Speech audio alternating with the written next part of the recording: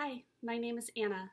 My dad died last year, and I'm beginning to suspect something no one thought to tell me. I don't think grief gets easier. Hi, friends, Romans, total strangers. It's unclear to me whether this is a little-known sixth stage of the Kubler-Ross grief process or just month 14 of shelter in place. But here I am, talking about my feelings on the internet. Actually, now that I say that out loud, it sounds very millennial.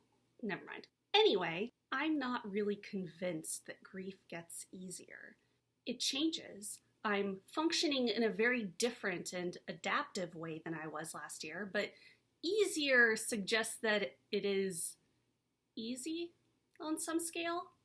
Grief is now that weird roommate you were assigned in college.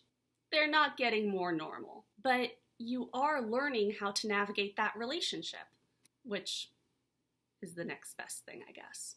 In 2018, Kate Bowler wrote an article for the New York Times called What to Say When You Meet the Angel of Death at a Party. The piece is about her experience with stage 4 cancer and is excellent, but one line in particular stood out to me. A tragedy is like a fault line. A life is split into a before and an after, and most of the time, the before was better.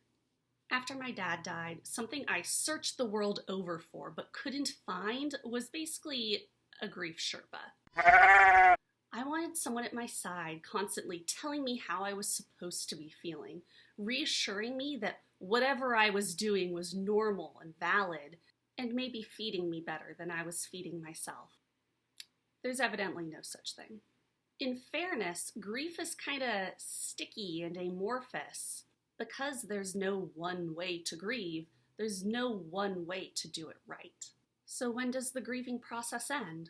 Every once in a while, I wonder, shouldn't I be over this by now? Shouldn't I be going back to however my life was before? But the truth is, a part of me will always be grieving him. That doesn't mean I'm depressed or unable to move forward with my life, but it was a permanent change to my life that will permanently affect me. When my dad was sick, I did a lot of morbid late-night searches, trying to find information like how to tell if someone's about to die.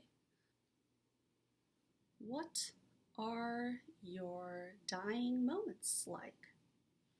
Even earlier than that, I was frantically trying to figure out if our hospice experience was normal. And meanwhile, finding some very strange and confusing assumptions that people make about hospice care.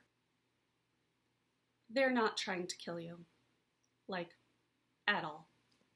But we'll get to that more later. Basically, I decided I want to be the resource I needed. So that's what brings me here. Some things I want to cover include feeling like you're grieving wrong, what is hospice and how does it work, what the grieving process normally is like, how to support a grieving friend, and more. I'd love to hear what you want to see, what your late-night grief searches include. Share your ideas and stories in the comments. I've started to think of grief as like a muscle. If you're a weightlifter, lifting 200 pounds might feel really challenging at first, but as you practice and grow and your muscles grow, with time, you're going to feel more and more capable of lifting that 200 pounds. Is it really easier, or has your body just adapted to the challenge? Let's find out. In the meantime, hit like or subscribe, and I'll see you next week.